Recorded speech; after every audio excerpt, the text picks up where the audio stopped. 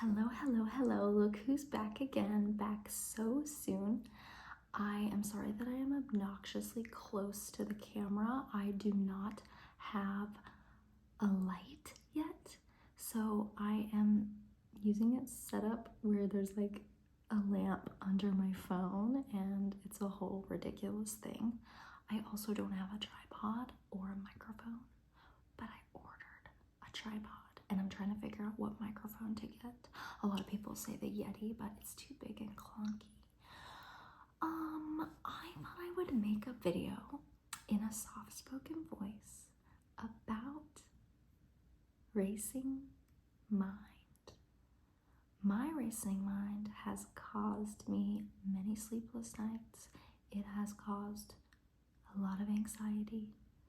Lack of mindfulness has caused me to create issues in my relationships. I do want to preface that I am not a medical professional, but as someone who struggles, I have spoken to a lot of medical professionals, and while they can help, sometimes I just want to talk to a friend. Sometimes I just want to talk to someone that actually is going through the same thing or has similar experiences. I am super lucky that I have my father to speak with about these things. And because I'm so lucky to have him, and also because I am comfortable sharing and don't feel shame or embarrassment telling the world that I struggle with sleep and with a racing mind and with anxiety, I feel like I should and can use my gift of sharing in order to help people feel less alone. So, I know one thing is that when I am having trouble sleeping, watching a meditation video or yoga nidra or doing breathing exercises, basically all the things that medical professionals would advise you to try, those can actually make it worse because my brain knows that I'm trying to relax. And another thing is that some people can, what the kids on the internet are calling gardening, the use of a substance that, in my opinion, I studied human physiology. In my opinion, the use of this substance is a good solution if it does work for you, compared to alcohol, compared to other drugs, prescription drugs. Gardening, when taken in the most healthy way, is a good solution or a good aid. However, unfortunately, it makes my racing mind worse. It makes me feel like my thoughts are louder. They may be moving slower, but that gives me anxiety as well. So unfortunately, that does not work for me. And a lot of the traditional things out there that are meant to help with insomnia or with a racing mind do not work. I feel strange admitting this because I am known to be a wellness and health conscious person, but I have tried several pharmaceutical medications and am currently still experimenting with them.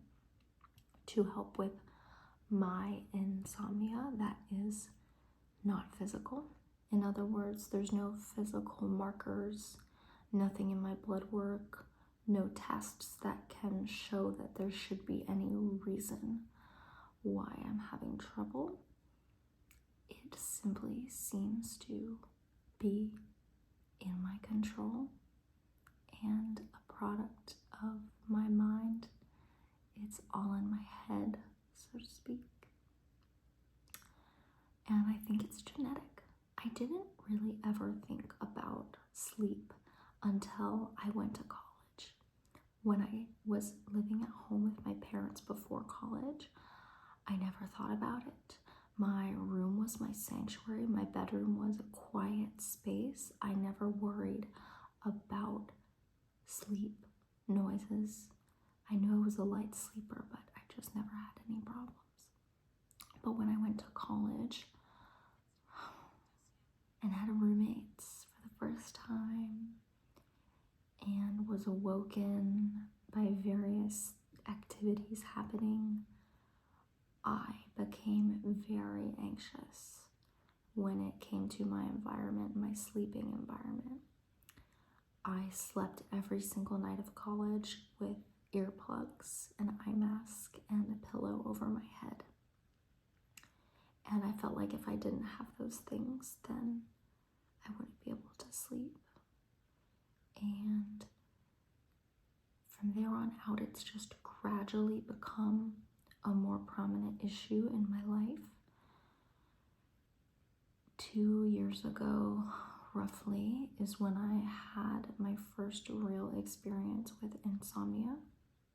And one of the first people I told was my father, because him and I are very close. And at that point, I had no idea that he ever struggled with it.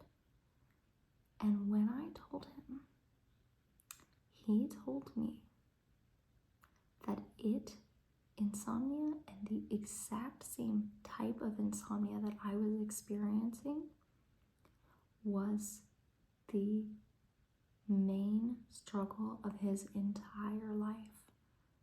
And I felt so weird because my dad and I are super close and he had never shared this with me. And we talk about everything. And he said, it is what ruined his relationship with my mother. It played a big factor in the divorce. It has been his biggest struggle, and he has always been so ashamed of it and really never sought treatment until recently. And that was about a year before I ended up calling him, telling him that I was struggling, and he had been taking medication at that point for about a year, and he is doing so well, and he's doing so much better. And it broke his heart that I was struggling with the same thing. He said he was always afraid. He wanted to tell me so many times, but he didn't want to put that in my head. And I'm really glad that he didn't, but I'm also amazed that he was able not to tell me. I don't have the answer or the solution to this yet. I really don't. And I don't know if I ever will. But I think part of it, maybe the only part there is to it, is accepting that it's never going to change, which sounds really scary. Accepting that it might be like this forever and starting to choose it. I explained to my dad how frustrating it is to do everything right in your routine and then to not be able to fall asleep is maddening. And he agreed and he related. And then he said, frustration is a reminder from the universe that you are forgetting the miracle of being alive. My dad is still on his MOBA grind, Miracle of Being Alive, MOBA, M-O-B-A. He is writing, I think he should publish a book. He has And I didn't realize that sleep and insomnia was the entire catalyst behind my dad's love of mindfulness and meditation and yoga and all of his philosophy things that he just loves and he just is so devoted to and pours his heart into. I had no idea until recently that sleep was the catalyst for all of that.